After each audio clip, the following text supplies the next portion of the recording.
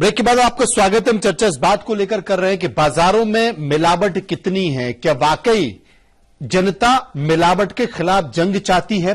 वाकई वो चाहते हैं कि बाजार में जो चीजें मिल रही हैं वो उन्हें उठाकर ऐसे ही न लाएं? वाकई क्या उतनी प्रयोगशालाएं हैं कि अगर कोई भी व्यक्ति अपने पदार्थ की प्रोडक्ट की जांच कराना चाहता है तो सहज वो जाए और वहां पर प्रयोगशाला में दे दें? कितनी प्रयोगशालाएं, तमाम तरह की बातें। FSSAI ये वो नाम है, ये वो लोगो है, हर ब्रांड पर आपको ये नाम मिलेगा, लेकिन उसके बावजूद भी कई ऐसी चीजें हैं, कई ऐसे जिले हैं जहां से ये बातें निकल कर आ रही हैं कि वहां पर इनके लोगो लगे होने के बावजूद भी, इनकी सील लगे होने के बावजूद भी उसमें मानक से ज्यादा खतरनाक तत्व पाए गए हैं। अब इसके लिए जिम्मेदार कौन है? क्या सरकार जिम्मेदार है? क्या FSSAI के खिलाफ कोई कार्रवाई सरकार ने की है? लेकिन जब हमने उनके तमाम अधिकारियों से पूछा तो उन्होंने कहा कि हमारे पास पर्याप्त लोग ही नहीं है, कर्मचारी नहीं है, प्रयोगशालाएं उतनी नहीं है जितने तरीके से हम इनको आगे बढ़ा सकते हैं। मुरली जी हमारे साथ मौजूद हैं। मुरली साहब, क्या जो कर्मचारी हैं, जो दल हैं, जो प्रयोगशालाएं हैं, वो सक्षम है जितनी प्रयोगशालाएं अभी हैं, या और ज्यादा होनी चाहिए? कर्मचारी और ज्यादा होने चाहिए? देखिए, ऐसा है कि खाद्य पदार्थ पूरे देश में विभिन्न स्तरों पर पैक्ड फूड भी आता है, लूज खाने की चीजें भी मिलती हैं और सभी तरह के खाद्य पदार्थ बहुत मात्रा में उपलब्ध रहते हैं जी। सभी, जैसे अभी मैडम ने बताया कि अपने गोलगप्पे और अन्य खाद्य पदार्थ ठेलों पे, चाट के ठेलों पे बिक रहे हैं जी।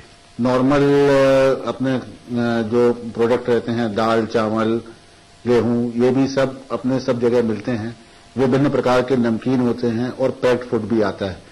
इन सब के जब तक हम सैंपलों की पूरी तरह से जांच नहीं कर लें तो कौन सा पदार्थ खाने के लिए खतरनाक है यह कहना संभव नहीं रहता। और केवल अपन बिना जांच करे ऐसे ही किसी पदार्थ को बैन करने की स्थिति में नहीं रहते। सरकार विभिन्न स्तरों पर अपने कर्मचारियों को लगाकर और लैब टेस्टिंग के आधार पर पदार्थों का समय समय पर परीक्षण कराती रहती है और जो उनको परीक्षण में जिन खाद्य पदार्थों में अनुपात के अनुसार केमिकल्स नहीं मिलते हैं उन पदार्थों को बैन करने की कार्रवाई की जाती है और उनको बेचने वालों के खिलाफ भी कार्रवाई की जाती है। तो सरकार अपने स्तर पर अपनी कार्रवाई कर रही है। ये कहना सही है कि संसाधन अपने पास कम है और सभी तरह के खाद्य पदार्थों की जांच एक साथ एक समय पर नहीं की जा सकती। क्यों नहीं की जा सकती? खाद्य पदार्थों की सूचना मिलती,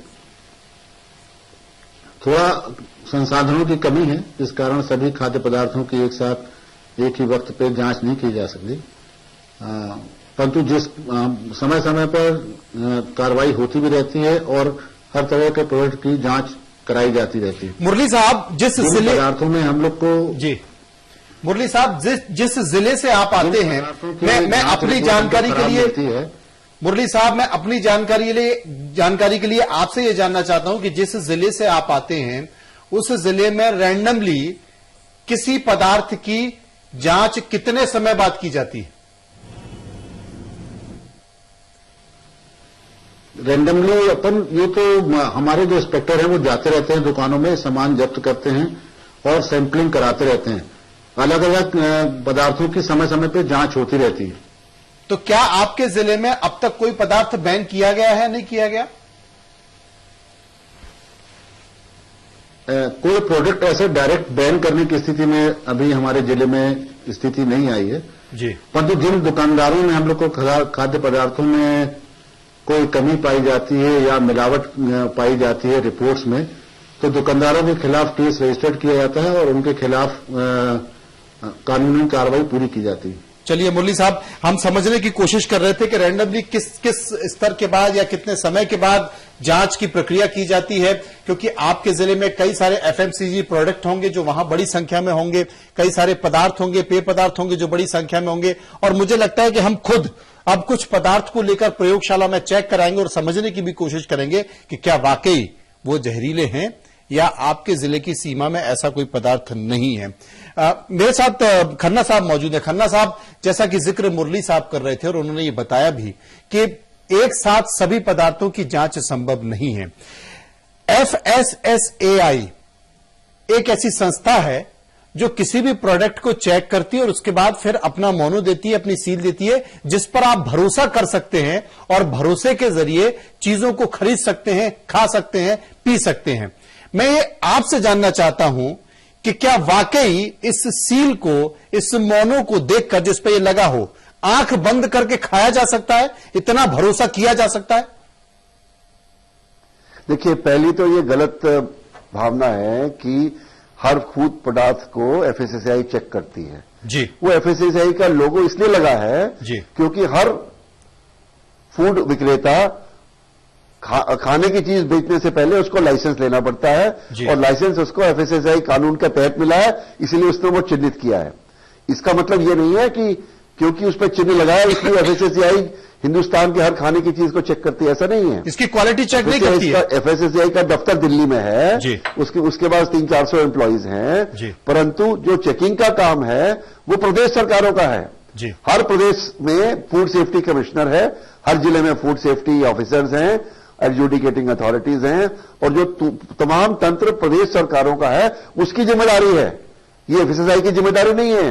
कानून एफएसएसआई के नाम से चलता है, पर जिम्मेदारी जो है प्रदेश सरकारों की है कि अपने प्रदेशों में हर जिले के अंदर जिस खाने की चीज में उनको लगता है मिलावट है उसका चेक करें, और चेक करने के साथ उसमें कुछ कमी पाई जाए तो उसको प्रोसिक्यूट करें।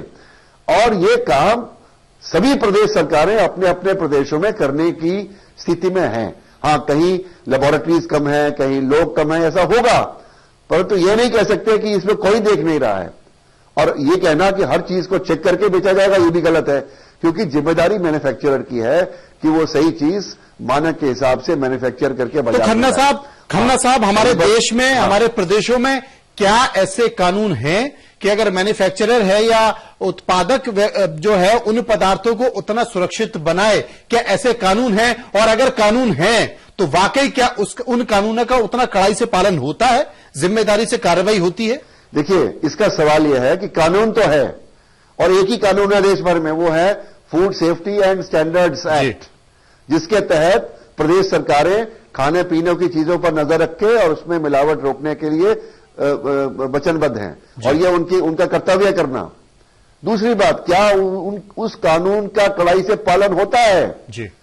और इसका आंसर है कभी हां कभी ना, क्योंकि मैं नहीं कह सकता कि हर प्रदेश में, हर जिले में इस कानून का कड़ाई से पालन हो रहा है। कहीं कड़ाई से पालन हो रहा है, कहीं मिली भगत है, कहीं रिश्वत है, इस चीज से नकारा नहीं जा सकता। परंतु कहने की बात यह है कि कानून है, इंफ्रास्ट्रक्चर है, केवल उसको मजबूती से इंप्लीमेंट करने की कमी है, और जब तक वो मजबूती से इंप्लीमेंट नहीं किया जाएगा तब तक मैं आंख बंद करके किसी भी दुकान से कोई चीज खरीद करके खाने की स्थिति में नहीं हूं। मनीषा जी, कैसे कह सकते हैं कि ये शासन आ गया और अच्छा नहीं कहूं? देखिए, आजकल बाजारों में हरी भरी सब्जियों की बहार हो रही है। 20-25 रुपए किलो में बड़ी हरी सब्जियां मिल रही हैं।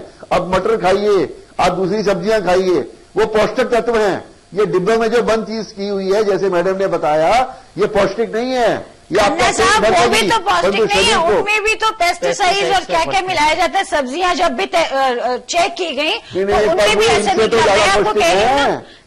ज्यादा पौष्टिक है। और कौन सा जो डब्बेबंद चीजें हैं, इनमें ये चीजें नहीं मिलाई जाती। सब चीज में अभी तो देखिए, एयर में इतना पोल्यूशन है, मैंने जैसे कहा पीने के पानी में पोल्यूशन है। हमारे दरअसल जो मनोज जी कह रहे हैं, जब तक उपभोक्ता नहीं जागरूक होगा, खाना तो खाना ही पड़ेगा। तो क्या खाइए, मैगी नूडल खाइए या हरी भरी सब्जियां खाइए? मैं तो कहूंगा आप हरी भरी सब्जियां खाइए, फल खाइए, दालें खाइए, अपने घर में रसोई में बना के काट के खाइए। और बाजार से आप खरीदेंगे, उनसे भी तो कैंसर हो रहा है, और ये सब जो एथलीट्स हैं, क्या ये नूडल खा के ये फुर्ती पा रहे हैं? इसलिए आप अपने खाने के लिए खुद मालिक हैं और पौष्टिक तत्व खाइए। जागरूकता एक बड़ा सवाल है, जैसे कि खन्ना साहब कह रहे हैं। सबसे बड़ी बात है, जैसा कि खन्ना साहब भी कह रहे हैं कि, और मुरली साहब ने स्वीकार करने की कोशिश की है कि कानून है, ये बात अलग है कि उतना सख्त नहीं है, इसलिए लोग डरते नहीं हैं, इसलिए लोग मिलावट करते हैं और बाजारों में उपभोक्ताओं को ठगते हैं। ये तमाम तरह की बातें हैं। एक छोटा सा ब्रेक लेंगे, ब्रेक के बाद वापस आएंगे तो यही सवाल हम मनीषा जी से पूछेंगे और जानने की कोशिश करेंगे कि सरकारें फिर क्यों, प्रशासन फिर क्यों मूक दर्शक बना बैठा है। छोटे से ब्रेक के बाद